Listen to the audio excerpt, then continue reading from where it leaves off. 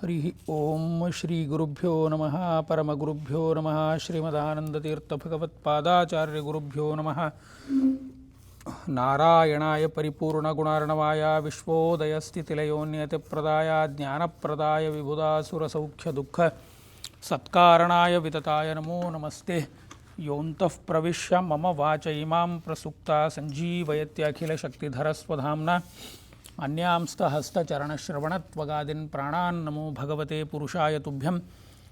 ಜಯತಿ ಹರಿರಚಿಂತಯಃ ಸರ್ವದೇವೈಕವಂದ್ಯಃ ಪರಮಗುರುರು ಅಭೀಷ್ಟಾವಾಪ್ತಿಲಃ ಸಜ್ಜನಾನಾಂ ನಿಖಿಲಗುಣಗಣಾರ್ಣೋ ನಿತ್ಯನಿರ್ಮುಕ್ತದೋಷ ಸಾರಸಿಜನಯನೋऽಸೌ ಶ್ರೀಪತಿರ್ಮಾನದೋಲಃ.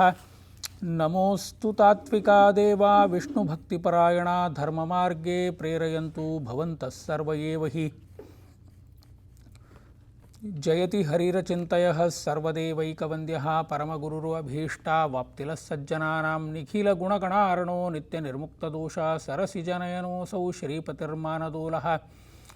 ಯೋಂತಃ ಪ್ರವಿಶ್ಯ ಮಮ ವಾಚ ಇಮಾಂ ಪ್ರಸುಪ್ತಾ ಸಂಜೀವಯತ್ಯಖಿಲಶಕ್ತಿಧರಸ್ವಧಾಮ್ನ ಅನ್ಯಾಂಸ್ತ ಹಸ್ತಚರಣಶ್ರವಣತ್ವಗಾದಿನ್ ಪ್ರಾಣಾನ್ ನಮೋ ಭಗವತೆ ಪುರುಷಾಯ ತುಭ್ಯಂ. ವಿಶ್ವಸ್ಥಿತಿಪ್ರಳಯಸರ್ಗ ಮಹಾವಿಭೂತಿ ವೃತ್ತಿಪ್ರಕಾಶನಿಯಮಾವೃತ್ತಿಬಂಧಮೋಕ್ಷ ಯಸ್ಯಾ ಅಪಾಂಗಲವಮಾತ್ರತ ಊರ್ಜಿತಾ ಸಾ ಶ್ರೀಃ ಯತ್ಕಟಾಕ್ಷಬಲವತಿ ಅಜಿತಂ ನಮಾಮಿ. ನರಸಿಂಹೋ ಅಖಿಲಾಜ್ಞಾನಮತಧ್ವಾಂತದ್ದಿವಾಕರ ಜಯತ್ಯಮಿತಿ ಸುಜ್ಞಾನಸುಖಶಕ್ತಿಪಯೋನಿಧಿ. ಬುದ್ಧಿರ್ಬಲಂ ಯಶೋಧೈರ್ಯಂ ನಿರ್ಭಯತ್ವಮರೋಗ್ಯತಾಮಜಾಡ್ಯಂ ವಾಕ್ಪಟುತ್ವಂಚ ಹನುಮಸ್ಮರಣಾದ್ ಭವೇತ್. ನಮಸ್ತೆ ಪ್ರಾಣೇಶ ಪ್ರಣತವಿಭವ ಯಾವನಿಮಗ ನಮಸ್ವಾಮಿನ್ ರಾಮಪ್ರಿಯತಮ ಹನುಮನ್ ಗುರುಗುಣ. ನಮಸ್ತುಭ್ಯಂ ಭೀಮಪ್ರಫಲತಮ ಕೃಷ್ಣೇಷ್ಟಭಗವನ್ ನಮಃ ಶ್ರೀಮನ್ಮಧ್ವಪ್ರದಿಶು ಸುದೃಶನ್ನೋ ಜಯ ಜಯ. ವಕ್ರತುಂಡ ಮಹಾಕಾಯ ಕೋಟಿಸೂರ್ಯಸಮಪ್ರಭ ನಿರ್ವಿಘ್ನಂ ಕುರ್ಮೇ ದೇವ ಸರ್ವಕಾರ್ಯೇಷು ಸರ್ವಧಾಂ. ಅಪಾದಮೌಳಿಪರ್ಯಂತಂ ಗುರುಣಾಮಾಕೃತಿಂ ಸ್ಮರೇತ್ ತೇನ ವಿಘ್ನಾಃ ಪ್ರಣಶ್ಯಂತಿ ಸಿದ್ಧಿಂಚಿತ ಮನೋರಥ. ತಪೋ ವಿದ್ಯಾ ವಿರಕ್ತ್ಯಾದಿ ಸದ್ಗುಣೌಘಾಕರಾನಹಂ ವಾದಿರಾಜಗುರುನ್ ವಂದೇ ಹಯಗ್ರೀವದಯಾಶ್ರಯಾನ್. ಪೂಜ್ಯಾಯ ರಾಘವೇಂದ್ರಾಯ ಸತ್ಯಧರ್ಮರತಾಯ ಚ ಭಜತಾಂ ಕಲ್ಪವೃಕ್ಷಾಯ ನಮತಾಂ ಕಾಮಧೇನುವೆ. ದುರ್ವಾಧಿದ್ವಂದರವಯೇ ವೈಷ್ಣವೇಂದೀವರೆಂದವೇ ಶ್ರೀರಾಘವೇಂದ್ರಗುರವೇ ನಮೋ ಅತ್ಯಂತದಯಾಳವೇ.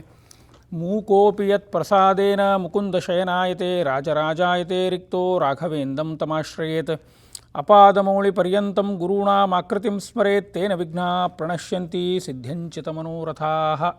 ಹರಿ ಓಂ ಶ್ರೀ ಗುರುಭ್ಯೋ ನಮಃ ಶ್ರೀ ಗುರುಭ್ಯೋ ನಮಃ ಹರಿ ಓಂ ಹರಿ ಓಂ ಹರಿ ಓಂ.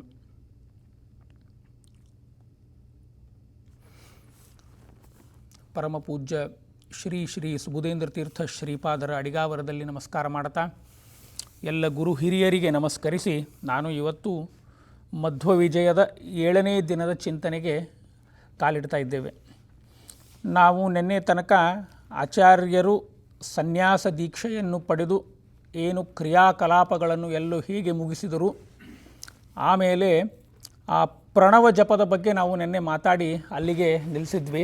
ಸ್ವಲ್ಪ ಇನ್ನೂ ಒಂಚೂರು ವಿಸ್ತಾರ ಮಾಡ್ತಾ ಪ್ರಣವ ಜಪದ ಬಗ್ಗೆ ಅಲ್ಲಿ ನಾನು ನಿನ್ನೆ ಹೇಳಿದ್ದೆ, ಕೆಲವು ಸನ್ಯಾಸಿಗಳಿಗೆ ಆಚಾರ್ಯರು 3 ಅಕ್ಷರ ಮತ್ತು ಕೆಲವರಿಗೆ 4, ಕೆಲವರಲ್ಲಿ ಒಬ್ಬರಾದ ವಿಷ್ಣು ತೀರ್ಥರಿಗೆ ಪರಿಪೂರ್ಣವಾದ ಓಂಕಾರದ ರಹಸ್ಯಗಳನ್ನೆಲ್ಲವೂ ಹೇಳಿದರು. ಅಂತಂದರೆ 4 ಅಕ್ಷರ ಅಕಾರ ಉಕಾರ ಮಕಾರ ನಾದ. ಅಂತಂದರೆ ಆಚಾರ್ಯರು 8 ಅಕ್ಷರದಲ್ಲಿ ಓಂಕಾರದ ಪ್ರತಿಪಾದನೆ ಮಾಡ್ತಿದ್ರು. ಅಕಾರ ಉಕಾರ ಮಕಾರ ನಾದ ಬಿಂದು ಕಲಾ ಶಾಂತ ಅತಿಶಾಂತ. ಆ 8 ಅಕ್ಷರದ ಪ್ರತಿಪಾದ್ಯನಾದ ಭಗವಂತನನ್ನು ಅನಂತ ಕಾಲದವರೆಗೆ ಅವರು ಚಿಂತನೆ ಮಾಡುವ ಒಂದು ಶಕ್ತಿ ಸಹಜವಾಗಿ ವಾಯುದೇವರಲ್ಲಿದೆ, ಅದೇ ಆಚಾರ್ಯರಲ್ಲಿ ಇತ್ತು. ಅಂತಹ ಆಚಾರ್ಯರು ಸನ್ಯಾಸ ದೀಕ್ಷೆಯನ್ನು ಪಡೆದು ಪೂರ್ಣಪ್ರಜ್ಞರಲ್ಲಿ ಈ ಪ್ರಣವದ ಅಧಿಕಾರ, ಪ್ರಣವ ಜಪದ ಅಧಿಕಾರ ಅಂತಂದರೆ ಭಾವಿ ಬ್ರಹ್ಮರು ಭಾವಿ ಚತುರ್ಮುಖ ಪ್ರಣವದ ಅಧಿಕಾರವನ್ನು ಪಡೆದರು ಅಂತ ನಾವು ಕೇಳಿದ್ದೆವು. ಆಮೇಲೆ ಅಲ್ಲೇನಾಯಿತು ಅಂತಂದರೆ ಆಚಾರ್ಯರು ಮೊದಲು ಈ ಓಂಕಾರದ ಜಪ ಮಾಡಬೇಕಾದ್ರೆ ಅವರು ಅದನ್ನು ಏನು ಅನುಷ್ಠಾನದಿಂದ ಮಾಡ್ತಿದ್ದರು, ಯಾವ ಅನುಷ್ಠಾನದಲ್ಲಿ ಆಚಾರ್ಯರು ಓಂಕಾರದ ಜಪದಲ್ಲಿ ನಿರತರಾಗಿದ್ದರು ಅಂತಂದರೆ ನಾನು 2-3 ಉದಾಹರಣೆ ಕೊಟ್ಟೆ ನೆನ್ನೆ. ಈಗ 3 ಅಕ್ಷರಕ್ಕೆ ರಾಮ ಕೃಷ್ಣ ಆದರೆ ಅಕಾರ ಉಕಾರ ಮಕಾರ ರಾಮಕೃಷ್ಣ ಮತ್ತು ನರಸಿಂಹ ಆದರೆ ಹಾಗೆ ಇನ್ನೊಂದು 3 ರೂಪ ವಿಶ್ವ ತೈಜಸ ಪ್ರಾಜ್ಞೆ ಥರ ಹಾಗೆ ಅನಂತ ರೂಪಗಳು ಆಚಾರ್ಯರು ಚಿಂತನೆ ಮಾಡ್ತಿದ್ದರು. ಪೂರ್ಣಪ್ರಜ್ಞೆ ಎಂಬ ನಾಮಕರಣ ಆಚಾರ್ಯರಿಗೆ ಅಚ್ಯುತ ಪ್ರಜ್ಞರು ಮಾಡಿದರು. ಅದನ್ನು ನಾವು ನೆನ್ನೆ ದಿನ ನೋಡಿದ್ದೆವು.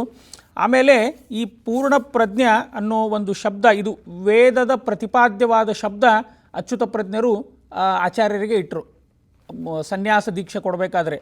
ಅದೇ ನಾನು ಅದು ಹೇಳ್ತೀವಲ್ಲ, ಪೂರ್ಣಪ್ರಜ್ಞೆ ಅಂತಂದರೆ ದಶಪ್ರಮತಿ. ಅದು ದಶಪ್ರಮತಿ ಜನಯಂತ ಯೋಷಣಃ ಅಂತ ಬಳಿತ ಸೂಕ್ತದಲ್ಲಿ ಬರುತ್ತೆ. ಬಳಿತ ಸೂಕ್ತ ಋಗ್ವೇದಕ್ಕೆ ಸಂಬಂಧಪಟ್ಟದ್ದು. ನೀವು ಇಡೀ ವೇದ ಪ್ರಪಂಚವನ್ನು ಜಾಲಾಡಿದರೂ ಕೂಡ ಎಲ್ಲೂ ಕೂಡ ದಶಪ್ರಮತಿ ಬಳಿತ ಸೂಕ್ತ ಬಿಟ್ಟರೆ ಬೇರೆ ಎಲ್ಲೂ ಸಿಗಲ್ಲ.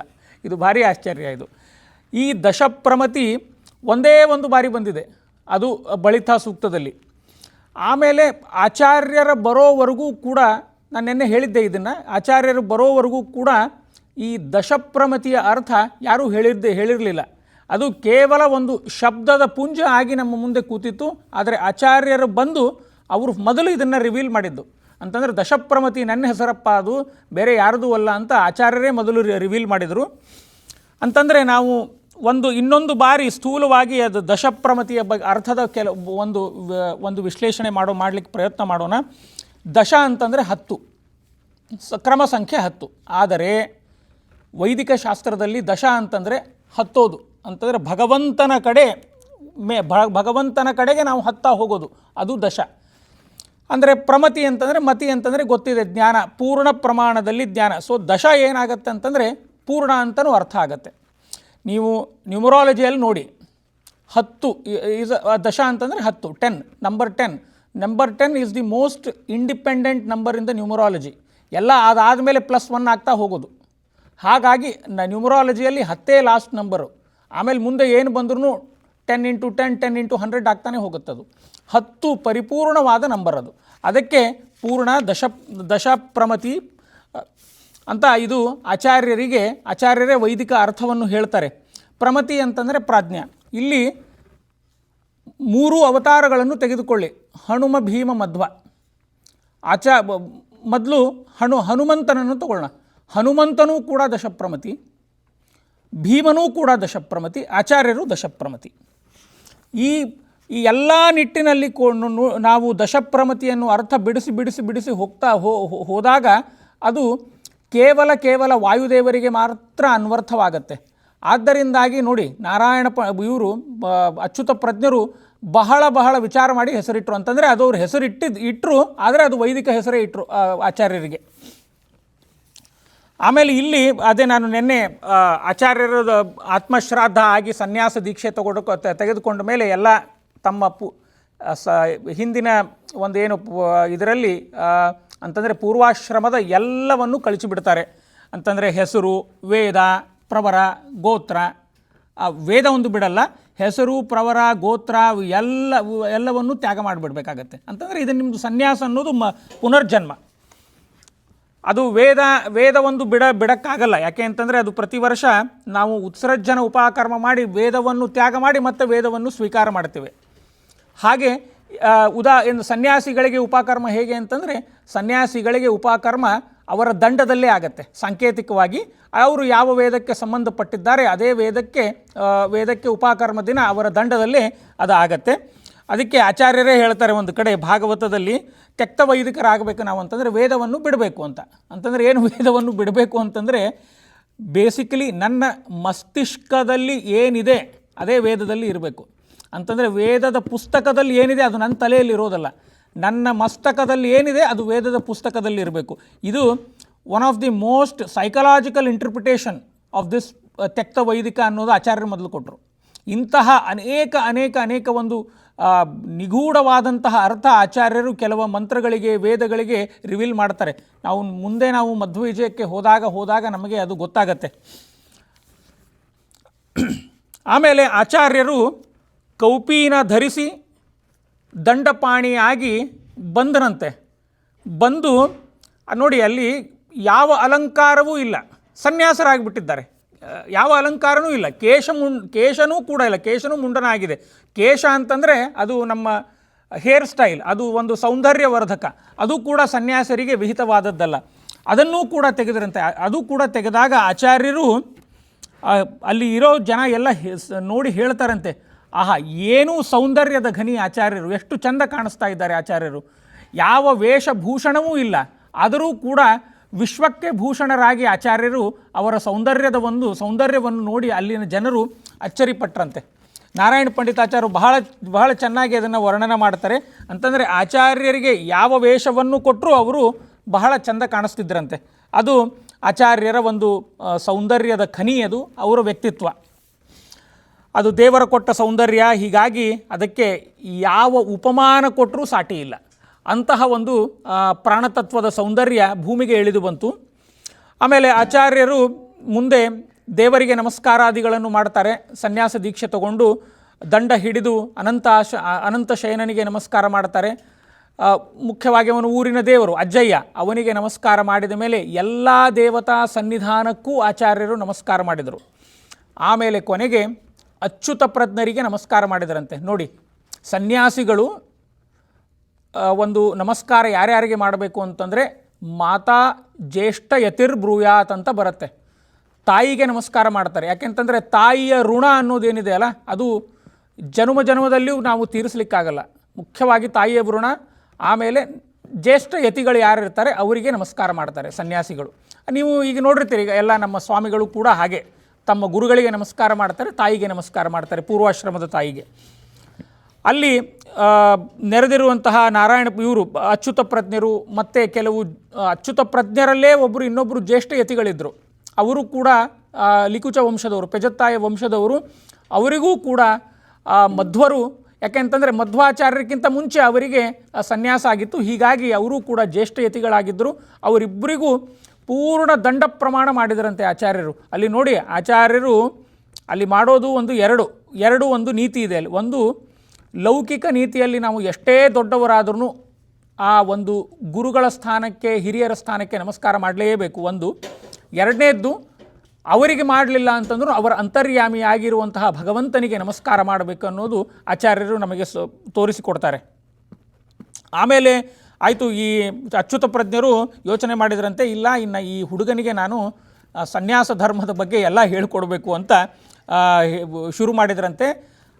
ಅವರು ಹೇಳ್ತಾನೆ ಆಯಿತು ಗುರುಗಳೇ ನನಗೆ ಗೊತ್ತಾಯಿತು ಅಂತ ಹೇಳಿ ಆಚಾರ್ಯರು ಮಾಡ್ತಾ ಇದ್ರಂತೆ. ಹಾಗೆ ಅವ್ರಿಗೇನು ಯಾರು ಹೇಳ್ಕೊಡೋದು ಬೇಡ, ಅದು ಜನ್ಮದ ಕರಗತವಾಗಿ ಬಂದಿದೆ. ಆಗ ಆಯಿತು ಗುರುಗಳೇ ನನಗೆ ಗೊತ್ತಾಯಿತು, ನಾನು ಮುಂದಿಂದ ನಾನು ಮಾಡ್ತೀನಿ ಅಂತ ಹೇಳ್ತಿದ್ರಂತೆ. ಹಿಂಗೆ ಮಾಡ್ತಾನೆ ಕೆಲವೊಂದು ವಿಷಯ ಅಚ್ಯುತ ಪ್ರಜ್ಞರಿಗೆ ಗೊತ್ತಾಗಲಿಲ್ಲ. ಅವು ಕೂಡ ಆಚಾರ್ಯರು ಅವ್ರಿಗೆ ಗುರುಗಳಿಗೆ ಕಲಿಸಿದ್ರಂತೆ. ಇದು ಭಾರಿ ವಿಚಿತ್ರ. ಆಮೇಲೆ ಒಂದು ಘಟನೆ ನಡೆಯುತ್ತೆ ಅನಂತಾಸನದಲ್ಲಿ. ಮತ್ತೊಂದು ನುಡಿಕಟ್ಟು, ನಾವು ಅನೇಕ ನುಡಿಕಟ್ಟುಗಳನ್ನು ನಾವು ಅನಂತ ಶಯನದಲ್ಲಿ ನೋಡ್ತೀವಿ. ಅಲ್ಲಿ ಆಚಾರ್ಯರು ನಮಸ್ಕಾರ ಮಾಡಬೇಕಾದ್ರೆ ಒಬ್ಬನ ಪುರುಷನಲ್ಲಿ ಅನಂತಾಸನ ಬಂದು ಆಚಾರ್ಯರ ಕೈಯನ್ನು ಹಿಡಿದು ತ್ರಿವಿಕ್ರಮ ಪಂಡಿತಾಚಾರ್ಯರ ಕೈಯಲ್ಲಿ ಒಪ್ಪಿಸಿ ಆ ಪುರುಷ ಹೇಳ್ತಾನೆ, ನೀನು ಕೇಳಿದ್ದೆ ಅಲ್ಲ ಸತ್ಯದ ದರ್ಶನ ಯಾವಾಗ ಆಗತ್ತೆ ಅಂತ, ಈಗ ಅಂತಹ ಶಿಷ್ಯನನ್ನು ನಿನ್ನ ಕೈಯಲ್ಲಿ ನಾನು ಕೊಟ್ಟಿದ್ದೇನೆ, ನಿನ್ನ ಸತ್ಯ ದರ್ಶನ ಇವನೇ ಮಾಡಿಸೋದು, ಇವನನ್ನು ಜೋಪಾನವಾಗಿ ನೀನು ಇಟ್ಟಿಕೋ, ಇವನು ನಿನ್ನ ಸ್ವತ್ತು ಅಂತ ಹೇಳಿ ಯಾರು ಪುರುಷನಲ್ಲಿ ಬಂದಿದ್ದನೋ ಅದೇ ಪುರುಷ ಆಚಾರ್ಯರ ಕೈಯನ್ನು ತೆಗೆದುಕೊಂಡು ಇವ್ರ ಕೈಯಲ್ಲಿ ಇಡ್ತಾನೆ. ಅಂತಂದರೆ ಅಚ್ಯುತ ಪ್ರಜ್ಞರ ಕೈಯಲ್ಲಿ. ನೋಡಿ, ಭಗವಂತ ಅನೇಕ ಬಾರಿ ಅಲ್ಲಿ ನುಡಿಕಟ್ಟಾಗಿ ಮಾಡ್ತಾನೆ. ಆದರೆ ಈಗ ಅನಂತ ಪದ್ಮನಾಭ ಕಾಷ್ಟಮೌನದಲ್ಲಿದ್ದಾನೆ, ಈಗ ಮಾತಾಡ್ತಾ ಇಲ್ಲ ಅವನು, ಯಾರ ಮೈಯಲ್ಲೂ ಬರಲ್ಲ ಈಗ. ಯಾಕೆಂತಂದರೆ ನಾವು ಯಾರ ಮೈಯಲ್ಲಿ ಬಂದರೂ ಅದು ನಾಟಕೀಯವಾಗಿ ಅನಿಸ್ಬಿಡುತ್ತೆ. ಹೀಗಾಗಿ ಅವನು ಯಾರ ಮೈಯಲ್ಲೂ ಬರಲ್ಲ. ಹೀಗಾಗಿ ಅವನು ಕಾಷ್ಟಮೌನ ವಹಿಸಿಕೊಂಡು ಕೂತ್ಬಿಟ್ಟಿದ್ದಾನೆ ಅನಂತ ಪದ್ಮನಾಭ. ಆಮೇಲೆ ಅಚ್ಯುತ ಪ್ರಜ್ಞರಿಗೆ ಒಂದು ಆಸೆ ಆಯಿತು. ಇನ್ನು ಅವರು ಕೂಡ ಬಹಳ ವಿರಕ್ತಿಭೂಷಣರವರು. ಅವರು ದೊಡ್ಡ ಸನ್ಯಾಸಿಗಳು, ಎಲ್ಲವನ್ನೂ ಬಿಟ್ಟಿದ್ದರು. ಅವರು ಯಾವುದನ್ನೂ ಹಚ್ಚಿಕೊಳ್ಳಲಿಲ್ಲ ತಮ್ಮ ಜೀವನದಲ್ಲಿ. ಒಂದು ವಿರಕ್ತ ಜೀವನ ಮಾಡಿರುವಂತಹ ಸನ್ಯಾಸಿಗಳು. ಅದಕ್ಕೆ ನೋಡಿ, ಯಾರ್ಯಾರ ಹತ್ರನೂ ಆಚಾರ್ಯ ಸನ್ಯಾಸಿ ತಗೊಳ್ಳಿಲ್ಲ. ಇವರು ವಿರಕ್ತ ಶಿಖಾಮಣಿಗಳಾಗಿದ್ದರಂತ ಇವರ ಹತ್ರ ಸನ್ಯಾಸ ತಗೊಂಡ್ರು. ಆದರೆ ಅವರಿಗೂ ಕೂಡ ಆಚಾರ್ಯರ ಸಂಘವನ್ನು ಪರಿತ್ಯಾಗ ಮಾಡಲಿಕ್ಕೆ ಆಗಲಿಲ್ಲ ಅಂತಂದರೆ ಆಚಾರ್ಯರ ಮೇಲೆ ವಿಶೇಷ ಪ್ರೀತಿ ಮತ್ತು ವಿಶೇಷ ಅಭಿಮಾನ. ಆಚಾರ್ಯರು ಒಂದು ಕ್ಷಣ ಆ ಕಡೆ ಈ ಕಡೆ ಹೋದರು ಅಂತಂದರೆ ಸಾಕು, ಅವ್ರನ್ನ ಬಿಟ್ಟಿರ್ಲಿಕ್ಕೆ ಆಗ್ತಿರ್ಲಿಲ್ಲ ಅಂತೆ. ಅದಕ್ಕೆ ದಾಸರು ಹೇಳ್ತಾರೆ, ಸಜ್ಜನರ ಸಂಘವು ಮಾಡಿದರೆ ತೀರ್ಥವೇತಕ್ಕೆ ಅಂತಂದರೆ ಸಂಘ ಮಾಡಬೇಕು. ಆದರೆ ಸಜ್ಜನರ ಸಂಘ, ಯಾರ್ದು ಸಂಘ ಮಾಡಬೇಕು ಅಂತಂದರೆ ಸಜ್ಜನರ ಸಂಘ ಮಾಡಬೇಕು ಅಂತ. ಹೀಗಾಗಿ ಆಚಾರ್ಯರನ್ನು ಬಿಡಲಿಕ್ಕೆ ಆಗಲಿಲ್ಲ ಅಂತೆ ಅಚ್ಯುತ ಪ್ರಜ್ಞರಿಗೆ. ಒಂಥರ ತಾಯಿ ತನ್ನ ಮಗುವಿನನ್ನು ಬಿಟ್ಟು ಇರೋಕ್ಕಾಗಲ್ಲ, ಹಾಗಾಯಿತು ಅಂತೆ. ಎಲ್ಲೂ ಬಿಡ್ತಿರಲಿಲ್ಲ ಅಚ್ಯುತ ಪ್ರಜ್ಞರು. ಆಚಾರ್ಯರ ಮೇಲೆ ವಿಶೇಷ ಅಭಿಮಾನ, ಪ್ರೀತಿ ಅಷ್ಟು ಅವರು ಹಚ್ಕೊಂಡು ಬಿಟ್ಟಿದ್ರು. ಇಡೀ ಜಗತ್ತಿನ ಎಲ್ಲ ಸಾಂಸಾರಿಕ ತಮ್ಮ ಜೀವನವನ್ನು ತ್ಯಾಗ ಮಾಡಿದರೂ ಕೂಡ ಆಚಾರ್ಯರನ್ನು ಬಿಡಲಿಕ್ಕಾಗಲಿಲ್ಲ. ಅಷ್ಟು ಆಚಾರ್ಯರ ಮೇಲೆ ಅವರಿಗೆ ಅಷ್ಟು ಹಚ್ಕೊಂಡು ಕೂತ್ಬಿಟ್ರು ಅಚ್ಯುತ ಪ್ರಜ್ಞರು. ಆಚಾರ್ಯರು ಆಶ್ರಮವಾಗಿ 1 ತಿಂಗಳಾಗಿದೆ. ಆಗ ಆಚಾರ್ಯರು, ಇಲ್ಲ ನಾನು ಗಂಗಾ ಸ್ನಾನ ಮಾಡಲಿಕ್ಕೆ ಬದರಿಗೆ ಹೋಗಬೇಕು ಅಂತ ಶುರು ಮಾಡಿದರು. ಇನ್ನೂ ಸುಮಾರು 14-15 ವಯಸ್ಸು ಆಚಾರ್ಯರಿಗೆ. ಆಗ ಇಲ್ಲ ನಾನು ಗಂಗಾ ಸ್ನಾನ ಮಾಡಬೇಕು, ಬದರಿಗೆ ಹೋಗಬೇಕು ಅಂತ ಇದು ಮಾಡಿದರು. ಆಗ ಅಚ್ಯುತ ಪ್ರಜ್ಞರು, ಇಲ್ಲ ನಾನು ನಿನ್ನನ್ನು ಎಲ್ಲೂ ಬಿಡಲ್ಲ, ನೀನು ನಾನು ಕಣ್ಮುಂದೆ ಇರಬೇಕು ಅಂತ ಹೇಳಿ ತುಂಬ ಹಠ ಮಾಡಿದರಂತೆ ಅಚ್ಯುತ ಪ್ರಜ್ಞರು. ಆಗ ಮತ್ತೆ ಅನಂತಾಸನ ಒಂದು ನುಡಿಕಟ್ಟು ಮಾಡ್ತಾನೆ. ಮತ್ತೆ ಒಬ್ಬನಲ್ಲಿ ಪ್ರವೇಶ ಮಾಡಿ ಇನ್ನು ಮುಂದೆ ಅಂತಂದರೆ ಉಡುಪಿ ಅನಂತಾಸನ ಆಗ ಇನ್ನೂ ಮಧ್ವ ಸರೋವರ ಆಗಿರಲಿಲ್ಲ, ಆಗ ಅನಂತ ಪದ್ಮನಾಭನ ಸರೋವರ ಅದು. ಯಾಕಂದರೆ ಕೃಷ್ಣ ಪ್ರತಿಷ್ಠೆ ಆಗಲಿಲ್ಲ. ಆಗ ಒಬ್ಬ ಮನುಷ್ಯನಲ್ಲಿ ಬಂದು ಹೇಳ್ತಾನಂತೆ, ಇವತ್ತಿನಿಂದ 3 ದಿನ ಬಿಟ್ಟರೆ ಇಲ್ಲಿ ಗಂಗೆ ಬರ್ತಾಳೆ ಸರೋವರದಲ್ಲಿ, ಅಲ್ಲೇ ಸ್ನಾನ ಮಾಡು, ನೀನು ಬದರಿ ಅಥವಾ ಗಂಗೆಗೆ ಬಂದು ಸ್ನಾನ ಮಾಡಬೇಡ ಅಂತ. ಅದು ಅನಂತ ಶಯನನ ನುಡಿಕಟ್ಟಾಯಿತು. ನೀನು ಅಚ್ಯುತ ಪ್ರಜ್ಞರನ್ನು ಬಿಟ್ಟು ಎಲ್ಲೂ ಬರಬೇಡ, ನೀನು ಇಲ್ಲೇ ಇರು, ಇಲ್ಲೇ ನೀನು ಎಲ್ಲಿದೆಯಾ ಅಲ್ಲೇಗೆ ಗಂಗೆ ಬರ್ತಾಳೆ, ನೀನು ಇಲ್ಲೇ ಸ್ನಾನ ಮಾಡುವಂಥ ಒಂದು ನುಡಿಕಟ್ಟಾಯಿತು. ಆದರೆ ನಾರಾಯಣ ಪಂಡಿತಾಚಾರ್ಯರು ಇನ್ನೊಂದು ಅಪೂರ್ವವಾದ ಸಂಗತಿ ಮಧ್ವವಿಜಯದಲ್ಲಿ ಕೊಡ್ತಾರೆ.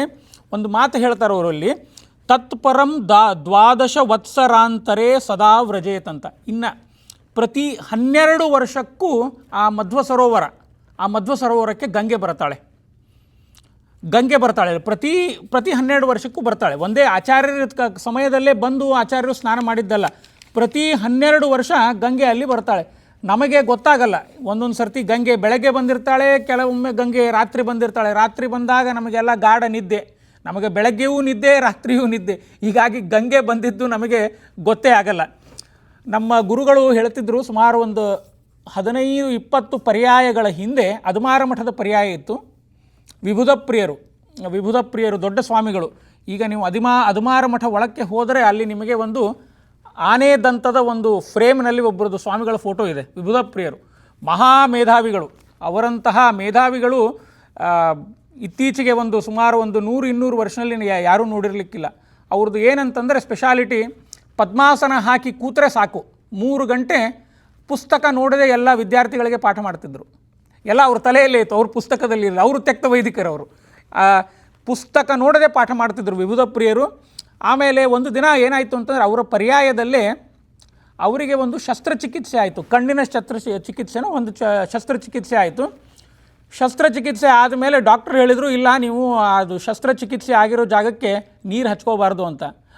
ಆಗ ಅವರು, ಅವೆಲ್ಲ ನೀವು ಹೇಳಬೇಡಿ, ನಿಮ್ಮದು ಕೆಲಸ ಏನು, ಶಸ್ತ್ರಚಿಕಿತ್ಸೆ ಮಾಡೋದು ಮಾತ್ರ ಅಂತ ಹೇಳಿ ಬಂದು ಮತ್ತೆ ಮಧ್ವ ಸರೋವರದಲ್ಲಿ ಮುಳುಗಿ ಕೃಷ್ಣನ ಪೂಜೆ ಮಾಡಿದ್ರಂಥವ್ರು. ಕೃಷ್ಣನ ಪೂಜೆ ಮತ್ತೆ ಮುಂದೆ 1.5 ವರ್ಷ ಅಭೂತಪೂರ್ವಕವಾಗಿ ಕೃಷ್ಣನ ಪರ್ಯಾಯ ಮಾಡಿದರು. ಅವರ ಕಾಲದಲ್ಲಿ ಗಂಗೆ ಬಂದಿತ್ತು.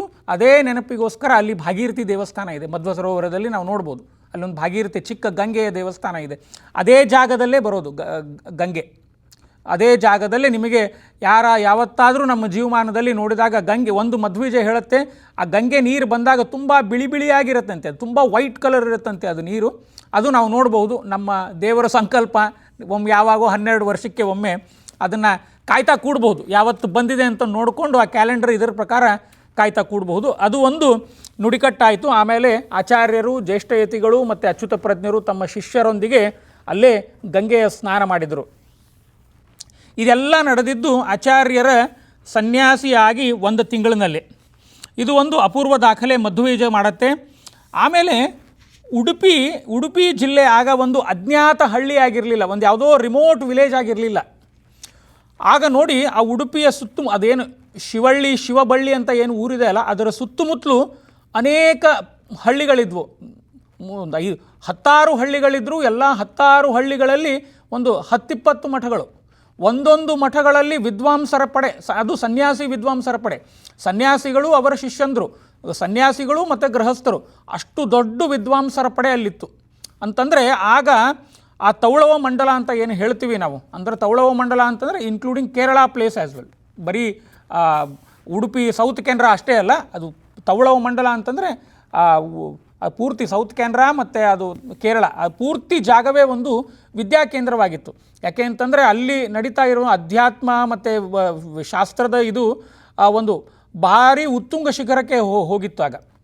ಆ ಉಡುಪಿ, ಅದಕ್ಕೆ ಹೇಳಿದೆ ನಾನು, ಅಜ್ಞಾತ ಹಳ್ಳಿಯಾಗಿರಲಿಲ್ಲ, ಅದು ಒಂದು ವಿದ್ಯಾಕೇಂದ್ರವಾಗಿತ್ತು. ಆಗ ಏನಾಗುತ್ತೆ ಅಂತಂದರೆ ಬೇರೆ ಬೇರೆ ದೇಶಗಳಿಂದ ಜನರು ಬಂದು, ಅಂತಂದರೆ ಬೇರೆ ಬೇರೆ ಪ್ರಾಂತ್ಯದಿಂದ ಜನರು ಬರೋದಂತೆ, ಒಂದು ಕೈಯಲ್ಲಿ ಒಂದು ಪತ್ರ ಹಿಡ್ಕೊಂಡು ಬರ್ತಿದ್ರು. ಯಾರು ನನ್ನನ್ನು ವಾದದಲ್ಲಿ ಸೋಲಿಸ್ತಾರೆ, ನಾನು ಸೋತ್ರೆ ನಾನು ಅವರು ಶಿಷ್ಯನಾಗ್ತೀನಿ, ಇಲ್ಲ ಅಂತಂದರೆ ಅವರು ನನಗೆ ಶಿಷ್ಯರಾಗಬೇಕು ಅಂತ ಒಂದು ಕರಪತ್ರ ಹಿಡ್ಕೊಂಡು ಓಡಾಡ್ತಿದ್ರು, ಒಂದು ಬೋರ್ಡ್ ಹಿಡ್ಕೊಂಡು ಓಡಾಡ್ತಿದ್ರು ಅವರು.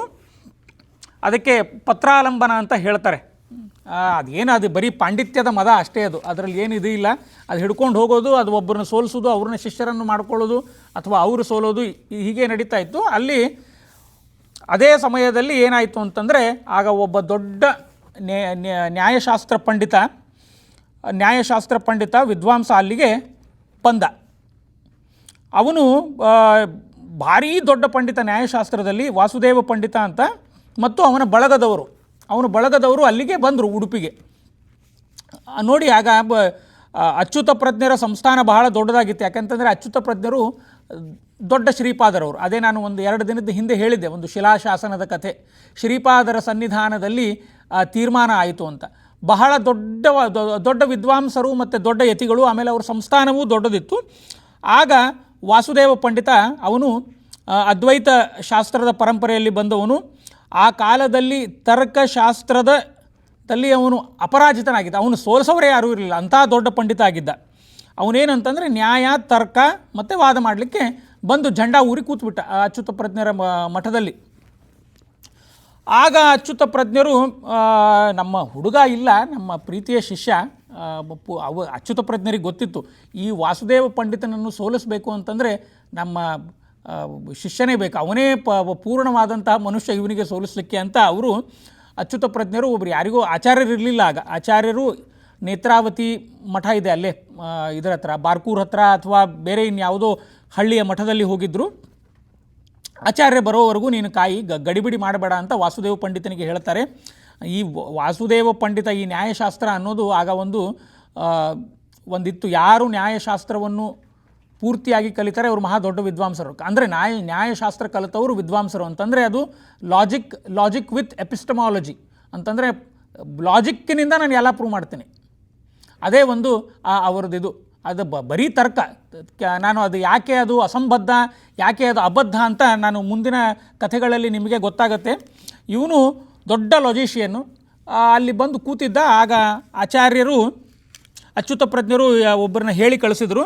ಆಮೇಲೆ ಈ ನೋಡಿ, ತಮ್ಮ ಶಿಷ್ಯನ ಮೇಲೆ ಪೂರ್ಣ ಭರವಸೆ ಇವರಿಗೆ, ಅಚ್ಯುತ ಪ್ರಜ್ಞರಿಗೆ, ನನ್ನ ಶಿಷ್ಯ ಬಂದ, ಪೂರ್ಣಪ್ರಜ್ಞೆ ಬಂದ ಅಂತಂದರೆ ಇವನ ಬಾಯಿ ಕಟ್ಟಿಸಬಹುದು ಅಂತ ಅವರಿಗೆ ಪೂರ್ಣ ಭರವಸೆ. ಆಚಾರ್ಯರು ಅದೇ ಹೇಳಿದೆ ಅಲ್ಲ, ಬಾರ್ಕೂರು ಅಥವಾ ಅದು ಯಾವುದೋ ಒಂದು ಭಂಡಾರಕೆರೆ ಮಠನೋ ಬಾರ್ಕೂರು ಮಠನೋ, ಇಲ್ಲ ಅಂತಂದರೆ ಆ ನೇತ್ರಾವತಿಯ ದಡದಲ್ಲಿ ಇರುವ ಮಠದಲ್ಲಿದ್ದರು. ನೇರ ಈ ಸುದ್ದಿ ಕೇಳಿದ ಮೇಲೆ ಆಚಾರ್ಯರು ಮತ್ತೆ ಉಡುಪಿಗೆ ಬಂದರು. ಅದು ವಾದ ಯಾವುದು ಅಂತ ಮಧ್ವವಿಜಯದಲ್ಲಿ ಹೇಳಲ್ಲ, ಯಾವ ವಾದ ಇತ್ತು. ಅದು ಮೋಸ್ಟ್ಲಿ ಎಲ್ಲರ ವಿಮರ್ಶೆಯ ಪ್ರಕಾರ ಅದು ಒಂದು ಭೇದದ ವಾದ ಇತ್ತು ಅಂತ ಅನಿಸುತ್ತೆ. ಅವನು ತುಂಬ ತರ್ಕ ಮಾಡಿದ. ಅದಕ್ಕೆ ಹೇಳ್ತಾರೆ ನಾರಾಯಣ ಪಂಡಿತಾಚಾರ್ಯರು, ಜಗಾಯ ಚೈತ್ರಾನ್ ಬಹುತರ್ಕ ಕರ್ಕಶಾನ್ ಸವಾಸುದೇವಾಹ್ಯ ಪಂಡಿತಾಧಿಕಾನ್ ಅಂತ ಮಧ್ವವಿಜಯ ಹೇಳುತ್ತೆ. ಇವನು ವಾಸುದೇವ ಪಂಡಿತ ತರ್ಕಶಾಸ್ತ್ರದಲ್ಲಿ ಅತಿ ಸಾಧನೆ ಮಾಡಿಬಿಟ್ಟಿದ್ದ. ಅವನು ವಾದ ಮಾಡಲಿಕ್ಕೆ ಇಳಿದ. ಆಗ ಆಚಾರ್ಯರು ಒಂದೇ ಒಂದು ಮಾತು ಹೇಳಿದರು, ನನ್ನ ತರ್ಕದಿಂದ ನಾನನ್ನು ಯಾವುದೂ ಪ್ರೂವ್ ಮಾಡಲಿಕ್ಕಾಗಲ್ಲ, ನನ್ನ ಲಾಜಿಕ್ಕಿನಿಂದ ನಾನು ಪ್ರೂವ್ ಮಾಡಲಿಕ್ಕಾಗಲ್ಲ, ಕೇವಲ ಅನುಭವದಿಂದ ಮಾತ್ರ ಪ್ರೂವ್ ಮಾಡಬಹುದು ಅಂತ ಕೆಲವೊಂದು ಮಾತುಗಳಲ್ಲಿ ಅವನನ್ನು ಹಣ್ಣುಗಾಯಿ ನೀರುಗಾಯಿ ಮಾಡಿದರಂತೆ ಆಚಾರ್ಯರು. ಅಂತಂದರೆ ಇದು ನಡೆದ ಘಟನೆ ಆಚಾರ್ಯರ ಕೇವಲ ಸನ್ಯಾಸಿಯಾಗಿ 40 ದಿನ.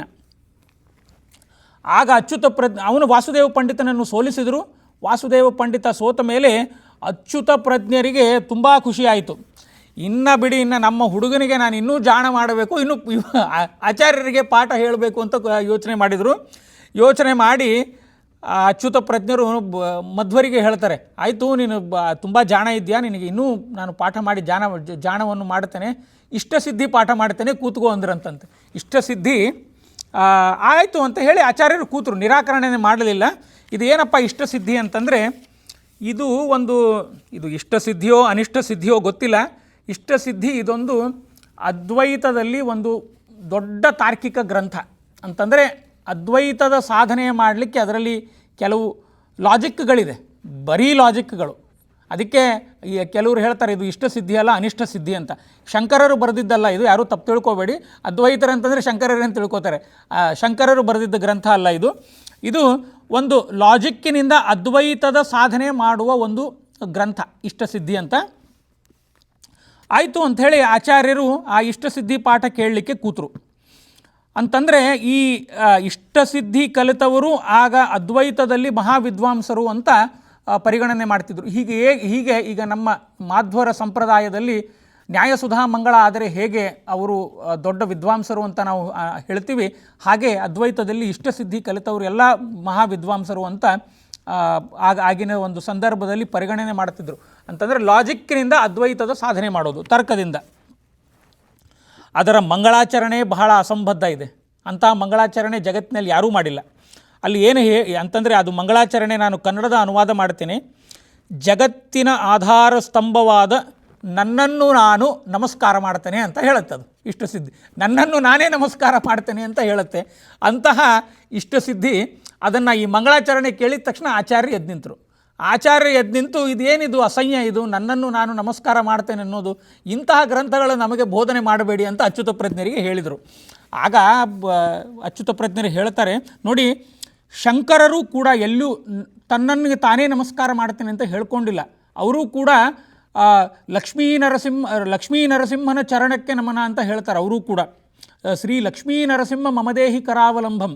ಆಮೇಲೆ ಮಹಾಭಾರತದ 15ನೇ ಅಧ್ಯಾಯಕ್ಕೆ ಈಶ್ವರ ಸರ್ವಭೂತಾನಾಂ ಹೃದಯ ಅರ್ಜುನ ತಿಷ್ಠತಿ ಅನ್ನೋ ಒಂದು ಶ್ಲೋಕಕ್ಕೆ ಈಶ್ವರ ಈಶನಶೀಲ ನಾರಾಯಣ ಇತ್ಯರ್ಥಂ ಅಂತ ಶಂಕರರು ಬರೀತಾರೆ ಭಾಷ್ಯದಲ್ಲಿ. ಅವರೂ ಕೂಡ ನನಗೆ ನಾನು ನಮಸ್ಕಾರ ಮಾಡ್ತೀನಿ ಅಂತ ಎಂದೂ ಹೇಳಲಿಲ್ಲ. ಶಂಕರಾಚಾರ್ಯರ ತಾಯಿ ಇನ್ನೇನು ಕೊನೆಗಾಲದಲ್ಲಿ ಇದ್ದಾಗ ಅವರು ಶಂಕರರಿಗೆ ಕೇಳ್ತಾರೆ, ನನಗೆ ಮೋಕ್ಷಕ್ಕೆ ಹೋಗುವಂತಹ ಒಂದು ಮಂತ್ರ ಉಪದೇಶ ಅಂತ ಕೇಳಿದಾಗ ಶಂಕರರು ಶಿವಪಂಚಾಕ್ಷರಿ ಉಪದೇಶ ಮಾಡಲಿಲ್ಲ, ಕೃಷ್ಣ ಷಡಕ್ಷರ ಮಂತ್ರ ಉಪದೇಶ ಮಾಡಿದರು ಅಂತ ಶಂಕರ ವಿಜಯ ಹೇಳುತ್ತೆ. ಅಂತಂದರೆ ಶಂಕರಾಚಾರ್ಯರೂ ಕೂಡ ಇಂತಹ ಒಂದು ಅಸಂಬದ್ಧವಾದಂತಹ ಮಂಗಳಾಚರಣೆ ಮಾಡಿಲ್ಲ. ನನ್ನನ್ನು ನಾನು ನಮಸ್ಕಾರ ಮಾಡೋದಂತಂದರೆ ಏನು ಅಂತಂದರೆ ನನ್ನ ಆತ್ಮ ಪ್ರಶಂಸನೆ ನಾನು ಮಾಡ್ಕೊಳ್ಳೋದು, ಇದು ಎಂತಹ ಅಸಂಬದ್ಧ ಇದು ಅಂತ ಆಚಾರ್ಯರು ಎದ್ದು ನಿಂತು ಹೇಳಿದರು. ಆಗ ಏನು ನೋಡಿ, ಅದು ಗ್ರಂಥ ಹೇಗೆ ಅಂತಂದರೆ ಮನುಷ್ಯನ ಒಂದು ದುರಾಗ್ರಹದಿಂದ ರಚನೆ ಆದ ಗ್ರಂಥ ಅದು. ಮನುಷ್ಯ ನನ್ನಂಥವರು ಬೇರೆ ಯಾರೂ ಇಲ್ಲ, ನಾನೇ ಎಲ್ಲ, my way is a highway ಅಂತನೋ ಮನುಷ್ಯರು ಮಾಡಿರುವ ಗ್ರಂಥ ಅದು ಇಷ್ಟಸಿದ್ಧಿ ಅದ್ವೈತದ್ದು. ಆಗ ಆಚಾರ್ಯರು ಹೇಳಿದರಂತೆ, ಈ ಮಂಗಳಾಚರಣೆಯಲ್ಲೇ 32 ತಪ್ಪುಗಳಿದೆ, ದ್ವಾತ್ರಿಂಶಲ್ ಅಪರಾಧ. ಈಗ ನಾವು ಪೂಜೆ ಮಾಡೋರು 32 ಅಪರಾಧಗಳನ್ನು ಮಾಡಬಾರದು ಅಂತ ಸಂಕಲ್ಪ ಮಾಡಿ ದೇವರ ಪೂಜೆ ಮಾಡ್ತೇವೆ. ಹಾಗೆ ಈ ಗ್ರಂಥದಲ್ಲಿ 32 ತಪ್ಪುಗಳಿದೆ ಅಂತ ಆಚಾರ್ಯರು ಹೇಳಿದರು. ಅಲ್ಲಪ್ಪ, ಆಗ ಅಚ್ಯುತ ಪ್ರಜ್ಞರು ಹೇಳ್ತಾರೆ, ಏನಪ್ಪ ಹಿಂಗೆ ಮಾತಾಡ್ತೀಯಾ, ಇದು ದೊಡ್ಡವರು ಮಾಡಿರುವ ಗ್ರಂಥ, ಅದರಲ್ಲಿ ಹೇಗೆ ತಪ್ಪಿರುತ್ತೆ, ನಿನಗೆ ಎಲ್ಲ ಉತ್ತರ ಮುಂದೆ ಸಿಗತ್ತೆ, ನೀನು ಸುಮ್ಮನೆ ಸ್ವಲ್ಪ ಗಡಿಬಿಡಿ ಮಾಡಬೇಡ, ಸ್ವಲ್ಪ ನಿಧಾನಕ್ಕೆ ಕೂತ್ಕೋ ಅಂತ ಅಚ್ಯುತ ಪ್ರಜ್ಞರು ಆಚಾರ್ಯರಿಗೆ ಹೇಳಿದರು. ಆಗ ಆಚಾರ್ಯರು ಹೇಳ್ತಾರೆ, ಅಲ್ಲ ನೀವು ಮುಂದೆ ಎಲ್ಲ ಉತ್ತರ ಸಿಗತ್ತಲ್ಲ, ಅದು ಈಗಲೇ ಹೇಳಿಬಿಡಿ, ಮುಂದೆ ಯಾಕೆ ವೇಟ್ ಮಾಡ್ಬೇಕು ನಾವು, ಈಗೇನಿದೆ ಅದನ್ನೇ ಹೇಳಿಬಿಡಿ ಅಂತ ಹೇಳಿದಾಗ, ಇಲ್ಲ ನೀನು ಕೂತ್ಕೋ. ಅಚ್ಯುತ ಪ್ರಜ್ಞರು ಹೇಳ್ತಾರೆ ಮಧ್ವರಿಗೆ, ಇಲ್ಲ ನೀನು ಕೂತ್ಕೋ, ಎಲ್ಲ ಮುಂದೆ ಬರುತ್ತೆ ಅಂತ ಹೇಳಿದಾಗ, ಇಲ್ಲ ಮೊದಲು ಅದು ಏನಿದೆ ಅದನ್ನು ಹೇಳಿ ಆಮೇಲೆ ಮತ್ತೆ ಮುಂದೆ ಪಾಠ ಶುರು ಮಾಡೋಣ ಅಂತಂದಾಗ ಅಚ್ಯುತ ಪ್ರಜ್ಞರಿಗೆ ಕೋಪ ಬಂತಂತೆ. ನನ್ನಿಂದ ನಿನಗೆ ಪಾಠ ಹೇಳಲಿಕ್ಕಾಗಲ್ಲ ಅಂತ ಗದಿರಿ ಎದ್ದು ಹೋಗಿಬಿಟ್ರಂತೆ. ಅದೇ ಹೇಳ್ತಾರೆ, ಸಕೋಪಮಿತ್ತ ವದತಿ ಪ್ರತೀಶ್ವರೇ ಅಂಥೇಳಿ, ನಿನಗೆ ನಾನು ಪಾಠ ಹೇಳಲಿಕ್ಕಾಗಲ್ಲ, ನಿನ್ನ ಉಸಾಬರಿಗೆ ನಾನು ಬರಲ್ಲ ಅಂತ ಅಚ್ಯುತ ಪ್ರಜ್ಞರು ಎದ್ದು ಹೋದ್ರಂತೆ. ನೋಡಿ, ದೊಡ್ಡವರ ಸಿಟ್ಟು ಚಿಕ್ಕವರ ಮೇಲೆ ಮಾಡಿದಾಗ ಅದೊಂಥರ ಬಬಲ್ ಆನ್ ವಾಟರ್ ಅಂತ ಹೇಳ್ತೀವಲ್ಲ, ಒಂದು ನೀರಿನ ಮೇಲೆ ಗುಳ್ಳೆ ಥರ ಅದು ಅವರು ಸಿಟ್ಟು. ಆದರೆ ಅಂತರಂಗದಲ್ಲಿ ತುಂಬ ಖುಷಿ ಆಯ್ತಂತೆ ಅಚ್ಯುತ ಪ್ರಜ್ಞರಿಗೆ. ಅಷ್ಟಿಷ್ಟೆಲ್ಲ ಖುಷಿ ಆಗಲಿಲ್ಲ. ಯಾರೂ ಅವತ್ತಿನ ತನಕ ಇಷ್ಟಸಿದ್ಧಿಯ ಬಗ್ಗೆ ಮಾತನಾಡಿದವರು ಇಲ್ಲಿ ಇರಲಿಲ್ಲ. ಆಚಾರ್ಯರು ಎದ್ದು ನಿಂತು ಮಾತಾಡಿದರು. ಇವರಿಗೆ ತುಂಬ ಖುಷಿ ಆಗಿಬಿಡ್ತಂತೆ ಅಚ್ಯುತ ಪ್ರಜ್ಞರು ಒಳಗಡೆ, ಆದರೆ ಹೊರಗಡೆ ತೋರಿಸೋಂಗಿಲ್ಲ ಶಿಷ್ಯನ ಮೇಲೆ, ಇನ್ನೂ ಕೋಪ ಹಾಗೇ ಇದೆ. ಆಗ ಅಲ್ಲಿ ಬೇರೆ ಸನ್ಯಾಸಿಗಳು, ಬೇರೆ ಪಂಡಿತರು ಆಚಾರ್ಯರಿಗೆ ಹೇಳಿದರು, ಇಲ್ಲ ನೀವು ಪಾಠ ಪ್ರವಚನ ಶುರು ಮಾಡಿ, ನೀವು ಏನು ಹೇಳ್ತೀರ ಅದನ್ನು ಕೇಳ್ತೀರಿ ಅಂತ ಹೇಳಿದ್ರಂತೆ. ಆಗ ಮಧ್ವರು ಶಂಕರರ ಬ್ರಹ್ಮಸೂತ್ರ ಭಾಷ್ಯ ಪ್ರವಚನ ಮಾಡಿದ್ರಂತೆ. ಶಂಕರರ ಬ್ರಹ್ಮಸೂತ್ರ ಭಾಷ್ಯವನ್ನು ತೆಗೆದುಕೊಂಡು ಹೀಗೆ ಸೂತ್ರಕ್ಕೆ ಹೀಗೆ ಅರ್ಥ ಇದೆ, ಹೀಗೆ ಅರ್ಥ ಹಚ್ಚಬೇಕು ಅಂತ. ಯಾಕೆಂತಂದ್ರೆ ಇನ್ನೂ ಅವರು ಸೂತ್ರ ಭಾಷ್ಯ ಬರೋದಿಲ್ಲ ಮಧ್ವರು, ಆಗಿದ್ದಾಗ ಶಂಕರ ಭಾಷ್ಯವೇ ಅದನ್ನೇ ತೆಗೆದುಕೊಂಡು ಹೇಳಿ ಅದರಲ್ಲಿ ಏನೇನು ಶಾರ್ಟ್ ಕಮಿಂಗ್ಸ್ ಇದೆ ಅದನ್ನು ಎಲ್ಲ ಜನರಿಗೂ ಹೇಳ್ತಾ ಅವರೇ ಅದನ್ನು ಪ್ರವಚನ ಮಾಡಲಿಕ್ಕೆ ಶುರು ಮಾಡಿದ್ರಂತ ಆಚಾರ್ಯರು. ಇನ್ನೊಂದು ಮಧ್ವವಿಜಯ ನಮಗೆ ದಾಖಲೆ ಮಾಡುತ್ತೆ. ಒಂದು ದಿನ ಆಚಾರ್ಯರು ಅನಂತಾಸನ ಸನ್ನಿಧಾನದಲ್ಲಿ ಭಾಗವತ ಪ್ರವಚನ ಮಾಡ್ತಾ ಇದ್ರಂತೆ. ಒಂದೇನೋ ಪ್ರಸಂಗ ಬಂತಂತೆ. ಒಂದು ಪ್ರಸಂಗ ಬಂದಾಗ ಒಂದು ಭಾಗವತದ ಶ್ಲೋಕಕ್ಕೆ ಆಚಾರ್ಯರು ಹೇಳ್ತಾರೆ, ಒಂದು ಚರ್ಚೆ ನಡೀತು. ಈ ಶ್ಲೋಕಕ್ಕೆ ಅರ್ಥ ಹೀಗೆ ಅಂತ ಆಚಾರ್ಯರು ಹೇಳಿದರು. ಆಗ ಇದು ಬೇರೆ ವ್ಯಾಖ್ಯಾನದಲ್ಲಿ ಆಗಿದೆ ಅಂತಂದರೆ ಆಗ ಆಚಾರ್ಯರು ಹೇಳಿದರು, ಎಲ್ಲ ವ್ಯಾಖ್ಯಾನ ಪರಂಪರೆ ತೆಗಿರಿ ನನ್ನ ಮುಂದೆ, ನಾನು ಯಾವುದು ಕರೆಕ್ಟ್ ಅಂತ ಹೇಳ್ತೀನಿ, ನಾನು ಹೇಳಿದ್ದು ಆ ಒಂದು ವ್ಯಾಖ್ಯಾನದಲ್ಲಿ ಇತ್ತು ಅಂತಂದರೆ ಅದನ್ನು ತಗೊಳ್ಳಿ ಅಂತ. ಆಗ ಎಲ್ಲ ಪಂಡಿತರು ಏನು ಮಾಡಿದರು ಅಂತಂದರೆ ವ್ಯಾಖ್ಯಾನವನ್ನು ತೆಗೆದು ನೋಡಿದಾಗ ಆಚಾರ್ಯರು ಏನು ಹೇಳಿದ್ರು ಅದು ಆ ವ್ಯಾಖ್ಯಾನದಲ್ಲಿ ಇತ್ತು ಅಂತಂದರೆ ಸುಮಾರು ಅದು ಭಾಗವತದ ಪಂಚಮೋಧ್ಯಾಯದ ಒಂದು ಯಾವುದೋ ಶ್ಲೋಕ, ಪಂಚಮಸ್ಕಂದದ ಶ್ಲೋಕ ಅಲ್ಲಿ ಚರ್ಚೆ ಆಯಿತು ಅಂತ ನಾರಾಯಣ ಪಂಡಿತಾಚಾರ್ಯರು ಮಾಡ್ತಾರೆ. ನೋಡಿ ಈಗ ಒಂದು ಏನಾದರೂ ಹೇಳಿದ್ರೆ ಇದರ ಮೂಲ ಎಲ್ಲಿದೆ ಅಂತ ಕೇಳೋದು, ಇದು ಕಾಮನ್ ಫಿನಾಮಿನಾ. ಇದು ಆಗಿನ ಪಂಡಿತರಿಗೂ ಇತ್ತು, ಈಗೂ ಇರುತ್ತೆ. ಅದು ನಿಮ್ಮದು ಮೂಲ ಎಲ್ಲಿ ಅಂತ ಹುಡುಕ್ಬೇಕು ನಾವು. ಹಾಗೆ ಅಲ್ಲೂ ಆಯಿತು. ಆದರೆ ಆಚಾರ್ಯರು ಏನು ಹೇಳಿದ್ದು ಅದು ಅಲ್ಲಿ ಆ ವ್ಯಾಖ್ಯಾನದಲ್ಲಿ ಸಿಕ್ತು. ಆಗ ಆಚಾರ್ಯರದು ಮೊದಲಿನಿಂದ ಅವರ ಚಿಕ್ಕವರಿದ್ದಾಗಿನಿಂದಲೂ ಅವರು ಸನ್ಯಾಸಿ ಆಗೋವರೆಗೂ ಅವರು ಅಂತಂದರೆ ಅವರ ಪೂರ್ತಿ ಜೀವನ ಪರ್ಯಂತ ಅವರು ಶುದ್ಧ ಪಾಠಕ್ಕೆ ಕೊಟ್ಟ ಮಹತ್ವ ಬೇರೆ ಯಾವುದಕ್ಕೂ ಕೊಡಲಿಲ್ಲ. ಯಾಕೆಂದರೆ ಶುದ್ಧ ಪಾಠ ಶುದ್ಧ ಅರ್ಥ, ಅದಕ್ಕೆ ತುಂಬ ಮಹತ್ವ ಕೊಟ್ಟರು. ಆಚಾರ್ಯರು ಯಾವ ಪಾಠ ಹೇಳಿದರು, ಯಾವ ಶ್ಲೋಕಕ್ಕೆ ವ್ಯಾಖ್ಯಾನ ಅವರು ಅದರ ಅರ್ಥ ಹೇಳಿದರು, ಶುದ್ಧ ಪಾಠ ಒಂದು ವ್ಯಾಖ್ಯಾನದಲ್ಲಿ ಸಿಕ್ತಂತೆ.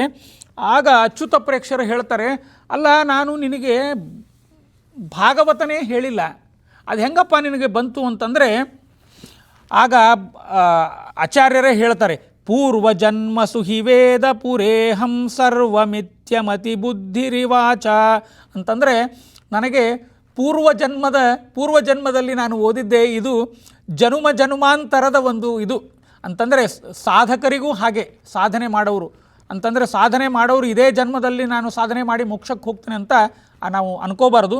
ಇದು ಜನುಮದ ಸಾಧನೆ ಆಗಿರಬೇಕು.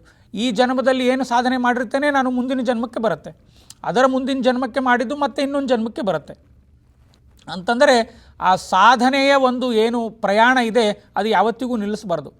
ಆಯಿತು, ಈ ಜನ್ಮದಲ್ಲಿ ನಾನು ಕೇವಲ ಭಗವದ್ಗೀತೆ ಪುಸ್ತಕ ಬಾಯ್ಪಾಠ ಮಾಡಿದೆ, ಮಂತ್ರಗಳನ್ನು ಪುಂಖಾನುಪುಂಖವಾಗಿ ಹೇಳಿದೆ, ಆದರೆ ಅರ್ಥ ಹೊಳಿಲಿಲ್ಲ, ಆಯಿತು ಅಡ್ಡಿ ಇಲ್ಲ, ನೀನು ಅದು ಬಿಡಬೇಡ, ಪ್ರಯತ್ನ ಮಾಡಿದೆಯಲ್ಲ, ಮುಂದಿನ ಜನ್ಮದಲ್ಲಿ ಅದರ ಅರ್ಥ ನಿನಗೆ ಹೊಳಿಬಹುದು. ಹೀಗೆ ಆಚಾರ್ಯರು ಜನುಮದ ಸಾಧನೆ ಇದು ಅಂತ ಹೇಳಿದರು. ನಾರಾಯಣ ಪಂಡಿತ ಇವರಿಗೆ ಅಚ್ಯುತ ಪ್ರಜ್ಞರಿಗೆ ಬಹಳ ಖುಷಿಯಾಯಿತು. ಇಂತಹ ಲೋಕೋತ್ತರ ಇದು ಮೂರ್ತಿ ಆಚಾರ್ಯರದು, ಎಂತಹ ಪ್ರತಿಭೆ ಇದು, ಅದ್ಭುತ ಅಂತ ಹೇಳಿ ಮತ್ತೆ ಅನಂತಾಸನಿಗೆ ಪ್ರಾರ್ಥನೆ ಮಾಡ್ತಾರೆ. ಮತ್ತೆ ನೋಡಿ, ಮತ್ತೆ ಅವರಿಗೆ ಒಂದು ಮಮಕಾರದ ಇದು, ಈ ಮಗುವನ್ನು ಕಾಪಾಡು ನೀನು ತಾಯಿ ಥರ, ಈ ಆಚಾರ್ಯರನ್ನು ನಿನ್ನ ಸ್ವತ್ತು ನೀನು ಕಾಪಾಡಬೇಕು ಅಂತ ಅಚ್ಯುತ ಪ್ರಜ್ಞರು ಅನಂತಾಸನಿಗೆ ಪ್ರಾರ್ಥನೆ ಮಾಡಿ ಆಮೇಲೆ ಇನ್ನು ನನ್ನ ವೇದಾಂತ ಸಾಮ್ರಾಜ್ಯಕ್ಕೆ ನಿನ್ನನ್ನು ನಾನು ಪಟ್ಟಾಭಿಷೇಕ ಮಾಡ್ತೇನೆ ಅಂತ ಇವರು ಅಚ್ಯುತ ಪ್ರಜ್ಞರು ತೀರ್ಮಾನ ಮಾಡಿದರು. ಇಲ್ಲಿಗೆ 4 ಸರ್ಗಗಳು ಮುಗಿತು. ನಾವು 5ನೇ ಸರ್ಗಕ್ಕೆ ಬರ್ತಾ ಇದ್ದೇವೆ ಅಂತಂದರೆ ಇವತ್ತು 7ನೇ ದಿನ, ಇನ್ನೂ 5ನೇ ಸರ್ಗದಲ್ಲಿದ್ದೀವಿ. ನೋಡೋಣ ಆಚಾರ್ಯರ ಸಂಕಲ್ಪ ಹೇಗಿದೆ. ನಾವು 16 ದಿನದಲ್ಲಿ 16 ಸರ್ಗೆಗಳು ಮುಗಿಯುತ್ತೋ ಏನೋ ಗೊತ್ತಿಲ್ಲ. ಯಾಕೆ ಅಂತಂದರೆ ತುಂಬ ವಿಸ್ತಾರವಾಗಿದೆ ಮಧ್ವವಿಜಯ. ಹೀಗಾಗಿ ಅದನ್ನು ಯಾವುದೂ ಕೂಡ ಕಥೆಯನ್ನು ಬಿಟ್ಟರೆ ನಾವು ಬೇರೆ ಸರ್ಗಕ್ಕೆ ಹೋಗೋಕ್ಕಾಗಲ್ಲ. ಆದ್ದರಿಂದಾಗಿ ಸ್ವಲ್ಪ ನಿಧಾನಕ್ಕೆ ಹೋಗ್ತಾ ಇದ್ದೀನಿ. ನಮಗೆ ಬೇಗ ಮಂಗಳ ಮಾಡಿ ಕೆನ್ನೆ ತಟ್ಕೊಳ್ಳೋದು ಬೇಡ, ನಮಗೆ ನಮ್ಮ ಜೀವಮಾನ ಪೂರ್ತಿ ಮಧ್ವವಿಜಯದ ಮಂಗಳ ಆಗ್ತಾ ಇರಬೇಕು. ಆ ನಿಟ್ಟಿನಲ್ಲಿ ನಾನೀಗ 5ನೇ ಸರ್ಗಕ್ಕೆ ಪ್ರವೇಶ ಮಾಡ್ತಾ ಇದ್ದೀನಿ. ವೇದಾಂತ ವಿದ್ಯಾ ನಿಜ ರಾಜ್ಯಪಾಲೇನ ಸಂಕಲ್ಪ ಗುರುಣ ಗರೀಯಸಿ ಅಂತ ಇವರು ಅಚ್ಯುತ ಪ್ರಜ್ಞರು ಸಂಕಲ್ಪ ಮಾಡ್ತಾರೆ. ನಮ್ಮ ವೇದಾಂತ ಸಾಮ್ರಾಜ್ಯಕ್ಕೆ ಪಟ್ಟಾಭಿಷೇಕ ಮಾಡಬೇಕು ಅಂತ ಪೂರ್ಣಪ್ರಜ್ಞರನ್ನು ಪಟ್ಟಾಭಿಷೇಕ. ಈಗ ಇನ್ನೂ ಅವರು ಚಿಕ್ಕ ಸ್ವಾಮಿಗಳು, ಆಚಾರ್ಯರು ಇನ್ನೂ ಪಟ್ಟಾಭಿಷೇಕದಲ್ಲಿ ಕೂತಿಲ್ಲ, ಅಂದರೆ ಚಿಕ್ಕ ಸ್ವಾಮಿಗಳು. ಹಿಂದಿನ ಕಾಲದಲ್ಲಿ ಸನ್ಯಾಸಿ ಕ್ರಮ ಹೇಗಿತ್ತು ಅಂತಂದರೆ, ಮೊದಲು ಸನ್ಯಾಸ ದೀಕ್ಷೆ ಆಗ್ತಿತ್ತು. ನಾನು ಈಗಿಂದು ತಪ್ಪು ಹಿಂದಿಂದು ಕರೆಕ್ಟು ಅಂತ ಹೇಳ್ತಾ ಇಲ್ಲ, ನಾನು ಕಾಂಟ್ರಾಸ್ಟ್ ಹೇಳ್ತಾ ಇದ್ದೀನಿ ಅಷ್ಟೇ. ಹಿಂದಿನ ಒಂದು ಕ್ರಮ ಏನಿತ್ತು ಅಂತ ಹೇಳ್ತಾ ಇದ್ದೀನಿ. ಹಿಂದಿನ ಕಾಲದಲ್ಲಿ ಸನ್ಯಾಸ ಆಗ್ತಿತ್ತು. ಸನ್ಯಾಸ ಆದ ಮೇಲೆ ಒಂದು ನಾಮಕರಣ ಮಾಡ್ತಿದ್ರು. ಆಮೇಲೆ ಪಟ್ಟಾಭಿಷೇಕ ಆದ ಮೇಲೆ ತೀರ್ಥ ಅನ್ನುವ ನಾಮಕರಣ ಮಾಡ್ತಿದ್ರು. ಈಗ ಆಚಾರ್ಯರಿಗೆ ಪೂರ್ಣಪ್ರಜ್ಞೆ ತೀರ್ಥ ಅಲ್ಲ, ಬರೀ ಪೂರ್ಣಪ್ರಜ್ಞೆ. ಸನ್ಯಾಸ ಆಗಿದೆ, ಸನ್ಯಾಸ ದೀಕ್ಷೆಯನ್ನು ತಗೊಂಡಿದ್ದಾರೆ, ಇನ್ನೂ ಚಿಕ್ಕ ಸ್ವಾಮಿಗಳು ಆಚಾರ್ಯರು. ಇನ್ನು ಅವರಿಗೆ ಏನು ವೇದಾಂತ ಸಾಮ್ರಾಜ್ಯದ ಪಟ್ಟ, ಅವರು ಆಚಾರ್ಯರು ಆ ಪಟ್ಟವೂ ಬೇಡ ಇತ್ತು. ಯಾಕಂತಂದರೆ ಅವರು ಜಗದ್ಗುರುಗಳಾಗಿ ಮೆರೆದರು ಆಚಾರ್ಯರು. ಹೀಗಾಗಿ ಅವರ ಯಾವುದೂ ಇದು ಬೇಡ, ಅವರಿಗೆ ಯಾವ ಪಟ್ಟವೂ ಬೇಡ. ಅವರಿಗೆ ಭಗವಂತನ ಹೃದಯದ ಪಟ್ಟ ಬೇಕು ಅವರಿಗೆ. ಇದು ಯಾವ ಪಟ್ಟವೂ ಎಲ್ಲ ಸುಮ್ಮನೆ, ಇವೆಲ್ಲ ಸಾಂಕೇತಿಕ. ಆಚಾರ್ಯರು ಆಮೇಲೆ ಏನು ಮಾಡಿದರು ಅಂತಂದರೆ, ಪಟ್ಟಾಭಿಷೇಕ ಸಮಯದಲ್ಲಿ ಶಂಖದಲ್ಲಿ ನೀರು ತುಂಬಿಸಿ ತಲೆಯ ಮೇಲೆ ಶಾಲಿಗ್ರಾಮವನ್ನು ಇಟ್ಟು ಪುರುಷ ಸೂಕ್ತದಿಂದ ಅಭಿಷೇಕ ಮಾಡ್ತಾರೆ. ಪಟ್ಟಾಭಿಷೇಕ ಸಮಯದಲ್ಲಿ ಪುರುಷ ಸೂಕ್ತದಿಂದ ಅಭಿಷೇಕ ಮಾಡಿ ಮತ್ತೆ ನಾಮಕರಣ ಮಾಡ್ತಾರೆ. ಹಾಗೆ ನಾನು ಒಂದು ಉದಾಹರಣೆ ಕೊಡಬೇಕು ನಿಮಗೆ ಅಂತಂದರೆ, ಮಂಗಳಾಷ್ಟಕ ಬರೆದಿರುವ ಪಲಿಮಾರ ಮಠದ ಸ್ವಾಮಿಗಳು ರಾಜರಾಜೇಶ್ವರರು, ಅವರು ರಘುಪತಿ ಅಂತಂದರೆ ರಾಮ ಸಂದೇಶದಲ್ಲೂ ಬರೆದಿದ್ದಾರೆ. ರಘುಪತಿ ಸಂದೇಶ ರಾಜರಾಜೇಶ್ವರ ಅಂತಂದರೆ ಅವರು ಇನ್ನೂ ಪಟ್ಟ ಆಗಿರಲಿಲ್ಲ ಪಾಪ ಅವರಿಗೆ. ಅವರು ಚಿಕ್ಕ ಪ್ರಾಯದಲ್ಲೇ ವೃಂದಾವನಸ್ಥರಾದರು. ಅವರು ಬರೀ ರಾಜರಾಜೇಶ್ವರರಾಗೇ ಉಳಿದರು, ರಾಜರಾಜೇಶ್ವರ ತೀರ್ಥರಾಗಲಿಲ್ಲ ಅವರು. ಅಂತಂದರೆ ಅವರಿಗೆ ಅವರ ಗುರುಗಳು ಇನ್ನೂ ತೀರ್ಥ ಪಟ್ಟ ಕೊಟ್ಟಿರಲಿಲ್ಲ, ಅಂತಂದರೆ ಪಟ್ಟಾಭಿಷೇಕ ಆಗಿರಲಿಲ್ಲ, ಬರೀ ಹೆಸರು ಮಾತ್ರ ಇತ್ತು.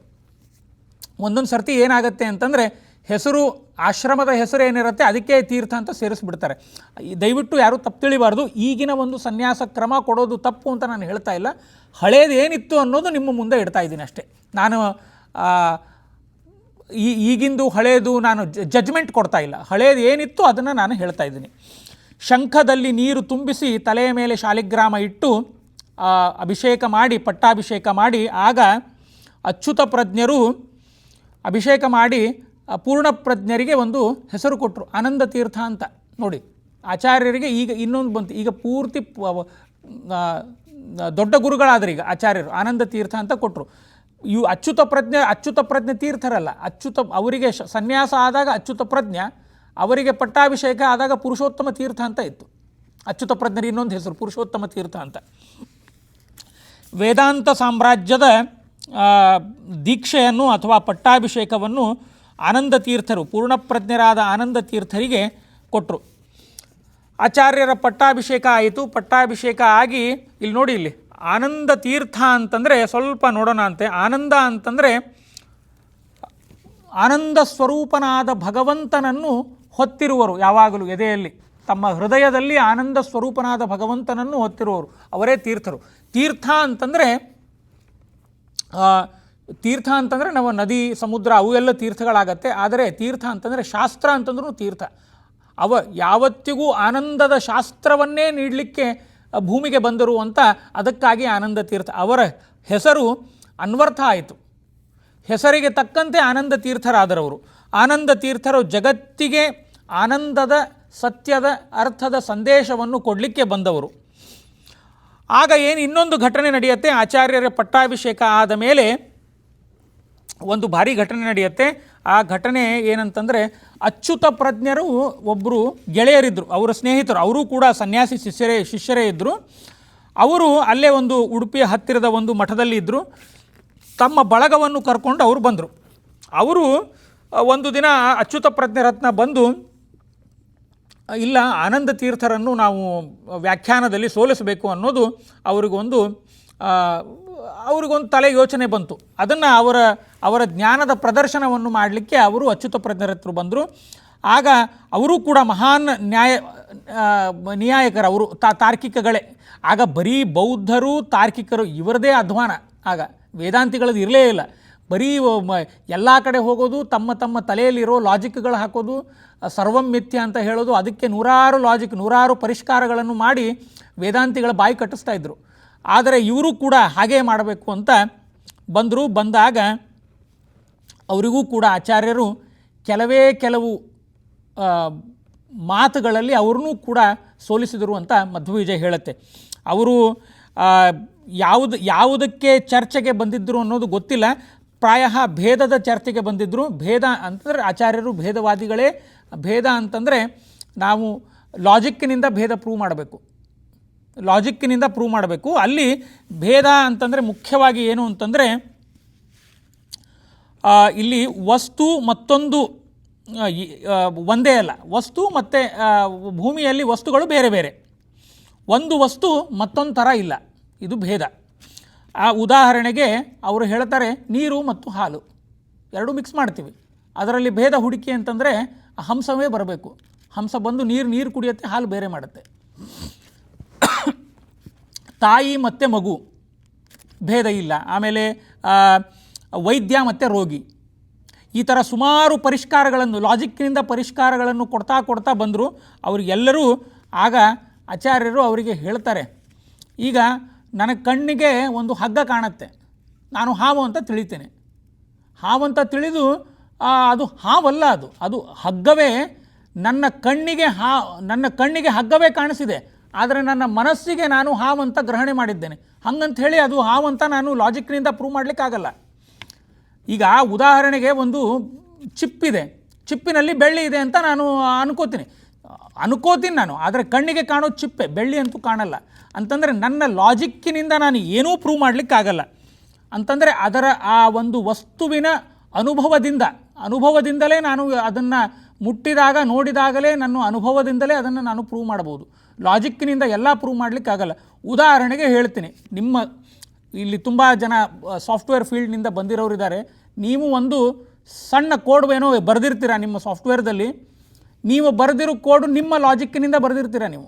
What is your logic? Your logic is your product of your own knowledge and belief. ನೀವು ಅದನ್ನು ಕೋಡ್ ಬರೆದಿರ್ತೀರ, ಬೇರೆ ಯಾರೋ ಬಂದು ಇದು ಸರಿ ಇಲ್ಲ, ಇದ್ರ ಕೋಡ್ ಬೇರೆ ಇದೆ ಅಂತ ಹೇಳ್ತಾರೆ. ಅಂತಂದರೆ ಲಾಜಿಕ್ಕಿನಿಂದ ನಾನು ಏನನ್ನೂ ಪ್ರೂವ್ ಮಾಡಲಿಕ್ಕಾಗಲ್ಲ. ಅದು ಹಗ್ಗ ಕಣ್ಣಿಗೆ ಕಂಡದ್ದು ಹಗ್ಗ, ಆದರೆ ನಿನ್ನ ಮನಸ್ಸು ಗ್ರಹಣೆ ಮಾಡಿದ್ದು ಹಾವು. ಹಾಗಂತ ಹೇಳಿ ಈಗ ನನ್ನ ಎದುರಿಗೆ ಕೂತಿದ್ದಾರೆ, ಅವರು ನನ್ನ ಎದುರಿಗೆ ಕೂತಿರ್ಬೋದು ಅನ್ನೋದು ನಾನು ಭ್ರಮೆ ಮಾಡಿ ಹೇಳಲಿಕ್ಕಾಗಲ್ಲ. ನನ್ನ ಮನಸ್ಸು ಅವರು ಕೂತಿಲ್ಲ ಅಂತ ಗ್ರಹಣ ಮಾಡಿತು, ಆದರೆ ಅವರು ನನ್ನ ಎದುರಿಗೆ ಇದ್ದಾರೆ ವಾಸ್ತವವಾಗಿ. ಹೀಗೆ ಸುಮಾರು ಲಾಜಿಕ್ಗಳು ಹಾಕಿ ಅದನ್ನು ಪರಿಷ್ಕಾರ ಮಾಡಲಿಕ್ಕೆ ಹೋದರು.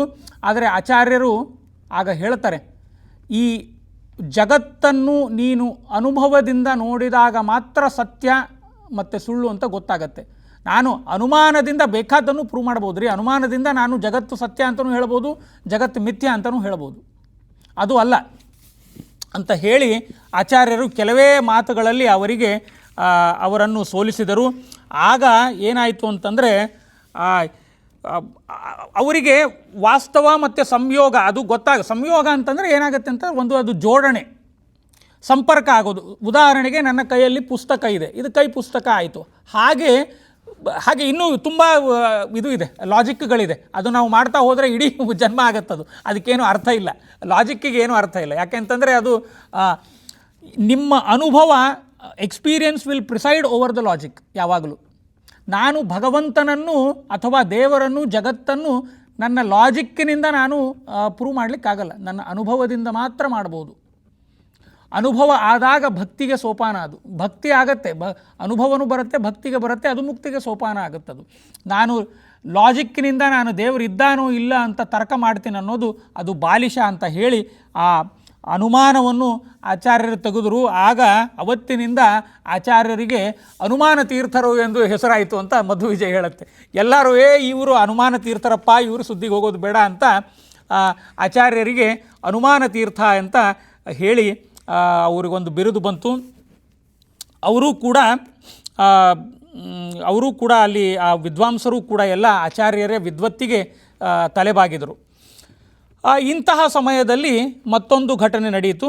ಆಗ ಒಬ್ಬ ಬೌದ್ಧ ವಿದ್ವಾಂಸ, ಅಲ್ಲಿ ಮಧ್ವವಿಜಯ ಹೇಳುತ್ತೆ ವಾದಿಸಿಂಹೋತ್ರ ಬುದ್ಧಿಸಾಗರ ಅಂತ ಹೇಳಿ. ವಾದಿಸಿಂಹ ಅನ್ನೋನು ಒಬ್ಬ ಪಂಡಿತ ಇದ್ದ, ಅವನು ವೇದಾಂತಿ ಪಂಡಿತ. ಅವನು ಆ ವೇದಾಂತಿ ಪಂಡಿತ ಏನು ಮಾಡಿದ್ದ ಅಂತಂದರೆ, ಎಲ್ಲ ಕಡೆ ಅದೊಂದು ಚಟ ಇತ್ತಲ್ಲ, ಬೋರ್ಡ್ ಹಿಡ್ಕೊಂಡು ಹೋಗೋದು, ನನ್ನ ಜೊತೆ ಯಾರು ವಾಗ್ಯುದ್ಧದಲ್ಲಿ ಗೆಲ್ತೀರಾ ಸೋಲ್ತೀರಾ ಅದೇ ಮಾಡ್ತಾಯಿದ್ರು. ಆ ವಾಸುದೇವ ಪಂಡಿತ ಏನು ಇವನು ಯಾರೋ ವಾದಿಸಿಂಹ ಏನು ಮಾಡ್ತಾನಂತಂದರೆ, ಹೀಗೆ ಒಂದು ಕಡೆ ಎಲ್ಲೋ ಒಂದು ಕಡೆ ವಾದ ಮಾಡಲಿಕ್ಕೆ ಹೋದಾಗ ಒಬ್ಬ ಬೌದ್ಧ ಪಂಡಿತ ಇದ್ದ ಬುದ್ಧಿಸಾಗರ ಅಂಥೇಳಿ, ಅವನ ಜೊತೆ ಸೋತಿದ್ದ. ಅವನು ಶಿಷ್ಯ ಆಗಿದ್ದ ಇವನು ಬುದ್ಧಿಸಾಗರನ ಜೊತೆ. ಬುದ್ಧಿಸಾಗರನಿಗೆ ಆಚಾರ್ಯರನ್ನು ಸೋಲಿಸ್ಬೇಕನ್ನೋ ತಲೆಯಲ್ಲಿರಲಿಲ್ಲ, ಅವನು ತಟಸ್ಥನಾಗಿ ಕೂತಿದ್ದ. ಈ ವಾದಿಸಿಂಹ ಏನು ಮಾಡ್ತಾನೆ, ಇವನು ವಿದ್ಯಾಚಪಲದಿಂದ ಮುಂದೆ ಬರ್ತಾನೆ, ಒಂದು ಕರಪತ್ರ ಹಿಡ್ಕೊಂಡು ಬರ್ತಾನೆ, ನಾನು ಯಾರು ನನ್ನನ್ನು ಸೋಲಿಸ್ತೀರಾ ಬನ್ನಿ ಅಂತ. ಇದು ಅವಾಗೆಲ್ಲ ಇದನ್ನೇ ನಡೀತಾ ಇತ್ತು. ಆ ವಾದಿಸಿಂಹ ಬುದ್ಧಿಸಾಗರನ ಜೊತೆಗೆ ಬಂದ, ವಾದಿಸಿಂಹೋತ್ರ ಬುದ್ಧಿಸಾಗರ ಅಂಥೇಳಿ. ಅಂತಂದರೆ ಅಲ್ಲಿ ಮುಂದೆ ಮಧ್ವವಿಜಯನೇ ಹೇಳುತ್ತೆ, ಗಜಪ್ರಬಂಧ ಅಂತಂದರೆ ಗಜಗಳ ಭಂಗ ಹೇಗೆ ಮಾಡ್ತಾರೆ, ಅದು ಸಾಗರ ಮಾಡಲಿಲ್ಲ ಅಂತೆ, ಸಿಂಹ ಮಾಡುತ್ತೆ. ಗಜಗಳನ್ನು ಓಡಿಸೋದು ಸಿಂಹ ಮಾಡುತ್ತೆ. ಹಾಗೆ ಇವನು ವಾದಿಸಿಂಹ ಬುದ್ಧಿಸಾಗರನ ಜೊತೆಗೆ ಬಂದ. ಆಗ ಬುದ್ಧಿಸಾಗರ ಅಚ್ಯುತ ಪ್ರಜ್ಞರ ಆಸ್ಥಾನಕ್ಕೆ ಬಂದಿದ್ದಾನೆ. ಬಂದಾಗ ಅಚ್ಯುತ ಪ್ರಜ್ಞರನ್ನೇ ನೋಡಿ, ಅಚ್ಯುತ ಪ್ರಜ್ಞರೇ ದೊಡ್ಡ ವಿದ್ವಾಂಸರಿದ್ದರು, ಅವರೇ ಗಾಬರಿ ಆಗಿಬಿಟ್ರು ಇವನನ್ನು ಹೇಗೆ ಸೋಲಿಸಬೇಕು ಅಂತ. ಆಗ ಆಚಾರ್ಯರು ಅವರು ಆಗ ಇರಲಿಲ್ಲ. ಆಗ ಮತ್ತೆ ಆಚಾರ್ಯರು ಬೇರೆ ಒಂದು ಕಡೆ ಹೋಗಿದ್ದರು, ಅಲ್ಲಿಂದ ಬಂದರು ಆಚಾರ್ಯರು ಬಂದಾಗ ಇವನು ಏನು ಮಾಡ್ತಾರಂತಂದರೆ, 18 ವಿಧದಲ್ಲಿ ಒಂದೇನೋ ಯಾವುದು ಅಂತ ಅಲ್ಲಿ ಮಧ್ವವಿಜಯದಲ್ಲಿ ಇಲ್ಲ, ಒಂದು ಜಗತ್ ಮಿಥ್ಯಾತ್ವನ್ನೇ ತಗೊಳ್ಳಿ. ಜಗತ್ ಮಿಥ್ಯಾತ್ವವನ್ನು ತಗೊಂಡು ಅದಕ್ಕೆ 18 ವಿಭಾಗಗಳನ್ನು ಮಾಡಿ 18 ವಿಕಲ್ಪಗಳನ್ನು ಮಾಡಿ ನಿಮ್ಮ ಮುಂದೆ ಇಟ್ಟುಬಿಡ್ತಾರೆ ಅವರು. ಇದೆಲ್ಲ ಲಾಜಿಕ್ ಹಾಕಿ ನಿಮ್ಮ ಮುಂದೆ ಇಟ್ಟುಬಿಡ್ತಾರೆ, ನೀವು ಪ್ರೂವ್ ಮಾಡಿ ಇದು ಹೇಗೆ ತಪ್ಪು ಅಂತ. ಹಾಗೆ ಅವನು ವಾದಿಸಿಂಹ ಬುದ್ಧಿಸಾಗರ 18 ವಿಧದಲ್ಲಿ ಒಂದು ಏನೋ ಜಗತ್ತು ಮಿಥ್ಯಾತ್ವವನ್ನೇ ಆಚಾರ್ಯರ ಮುಂದೆ ಅದನ್ನು ಖಂಡನೆ ಮಾಡಿ ಅಂತ ಕೂತ್ಬಿಟ್ಟ. 18 ವಿಭಾಗ ಮಾಡಿ ಕೂತ್ಬಿಟ್ಟ. ಅಲ್ಲಿ ಸೇರಿರೋ ಪಂಡಿತರು ಎಲ್ಲರಿಗೂ ಗಾಬರಿ ಆಯಿತು, ಇದನ್ನು ಸಾಲ್ವ್ ಮಾಡಬೇಕು ಅಂತ.